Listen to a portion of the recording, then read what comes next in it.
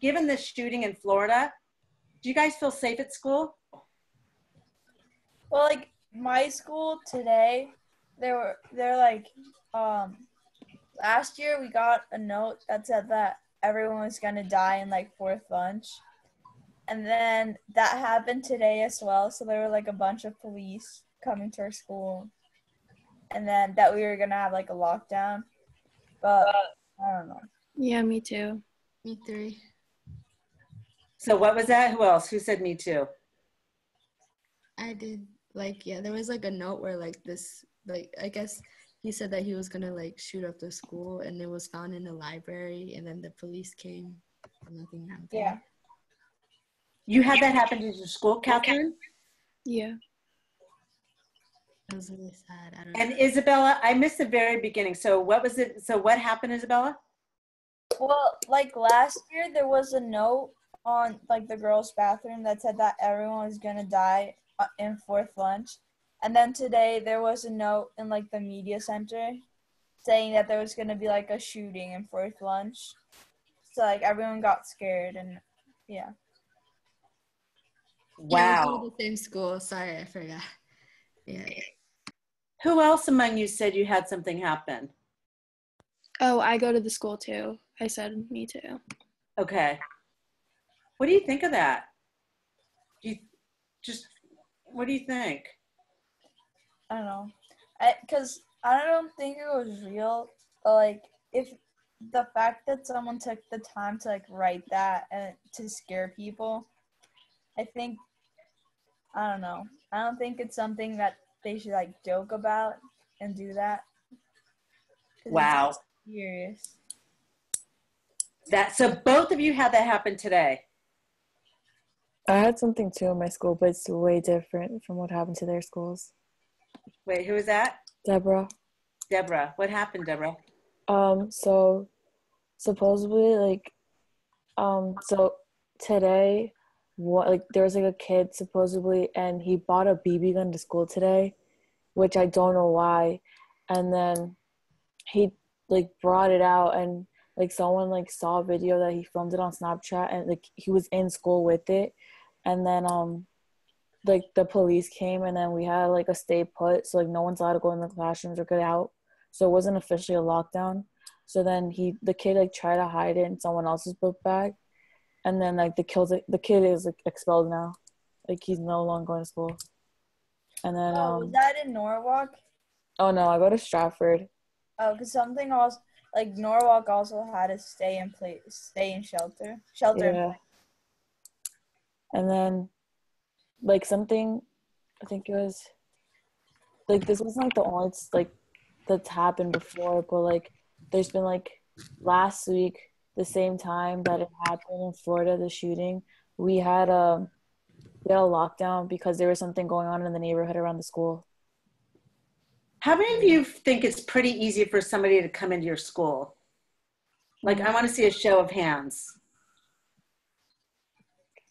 Well, Deborah, you must, no? I don't know. It's like yes and no, because like at times like we have like a police officer in our school, and she just monitors like the school all times, but like all doors are locked. That's the thing. Oh, that's okay. Yeah, that makes sense. But like, how many of you, I talked to one of your classmates today from another class, and she told me something. And how many of you feel like somebody, well, I think I sort of asked this, that somebody can get into your school if they want with a gun?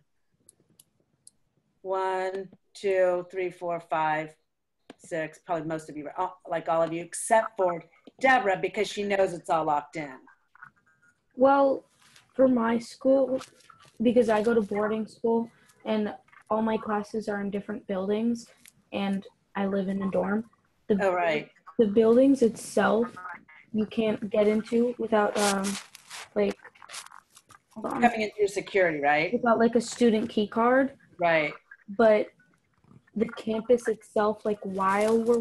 In most schools, it's, like, weird because, like, so I've been to schools and, like at my old school, like, kids in the morning, like, it'd be so crazy that you wouldn't know, like, what's going on. And, like, since all the doors are open because all kids have to go into school, So I feel like it's easier for a student in the morning if it actually happens, because that's what happened to the kid this morning. Like, he had it in his book bag when he walked into school, because no one's checked in your book bag. So there's these holes in the system, right? Yeah. There's holes in the system. I mean, what one girl told me today is that the class, and she's one of your peers, she was talking to her teacher. The teacher was talking to the class saying, you know, how can we be more safe? And they said, and one of the girls said, well, I always come in through the side door because it's unlocked and I can get into school easier. Yeah, Wow. in my school, like, we have security guards and everything, and the doors are like locked, but still, like, some students open the doors for others. So I feel like maybe they'll, if, like, I hope it doesn't happen, but if it happens, it might be because, like, someone opened the door for the wrong person. Right. Because, like, people, they usually, like, walk outside and then enter as, like, a shortcut.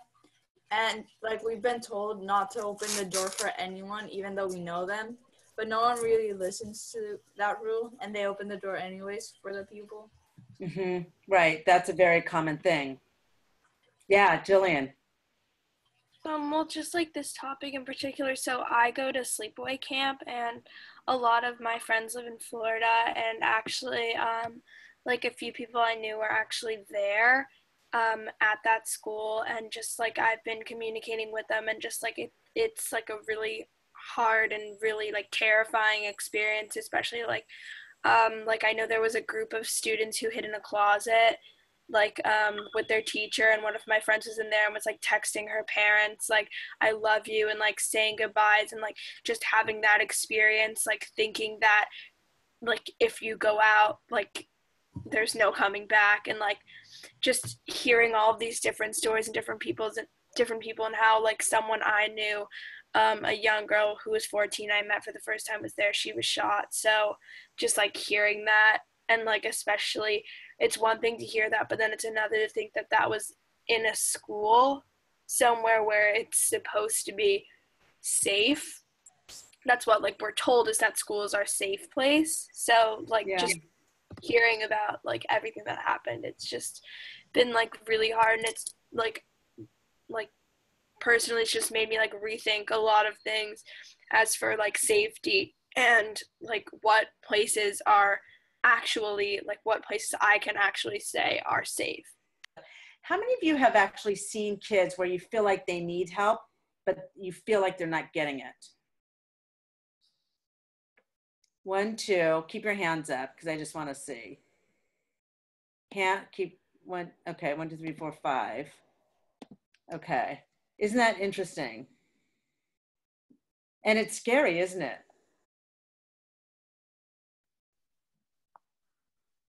Anything else? I think you guys are gonna, I think the next this is what I say in my piece, the next generation is you gotta lead it, because it's ridiculous that these people have guns, right? A little bit.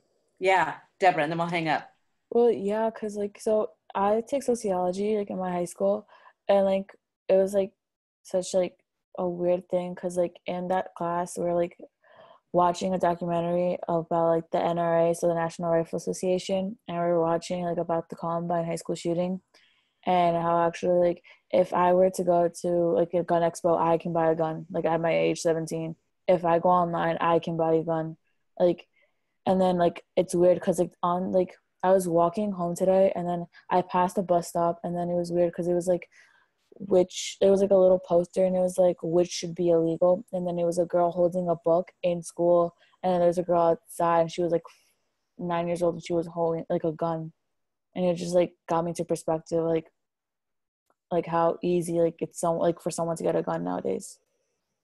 And also, last thing is like, of course, hopefully there's less people who are psychopaths, like mentally ill, and like depression, just like self-harm. A lot of guns can be used by young adults for suicide. So I feel like in general, this isn't something that kids should have. And it's so depressing, all these shootings. It's like, it doesn't. Do you feel like there will be action as a result of this or not? Christina. I personally, like this past year or like 2017, there's been like so many shootings. And then like after they happen, you'll see that people just post it on Facebook. And then 3 months later, they forget about it because the next one comes. Like Las Vegas or like, I don't know. There's like Sandy Hook, which happened like right next door to my town. Like, yeah, they had like gun laws, but they weren't really effective completely because it's still happening. So I have the idea that like they should come up with like a federal bureau or like agency that like targets just like high school students who like have the signs of like being a shooter, and they're like very specific because like the Florida shooter, he was already like acknowledged or yeah, like seen or noticed by the FBI, but nothing was nothing. Well, they didn't communicate it. Can you believe that? They didn't communicate it. And there's like, I think, can I ask like how many people like know the one person that they would expect to shoot up their school? Does everyone have one? Oh, that's a good one.